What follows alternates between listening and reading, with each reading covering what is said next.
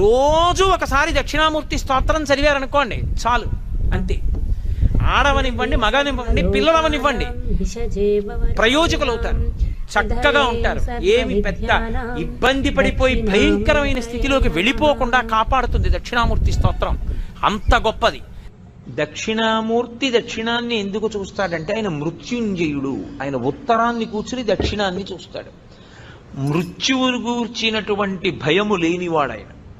ఆయన పాదములు పట్టుకుంటే మృత్యుభీతి పోతుంది, భయం పోతుంది. అందుకే దక్షిణామూర్తి స్వరూపం అసలు సమస్త ఐశ్వర్యము దగ్గర నుండి, చదువుల దగ్గర నుండి, మోక్షము వరకు దక్షిణామూర్తి ఇవ్వలేనటువంటిది లోకమునందు లేనే లేదు.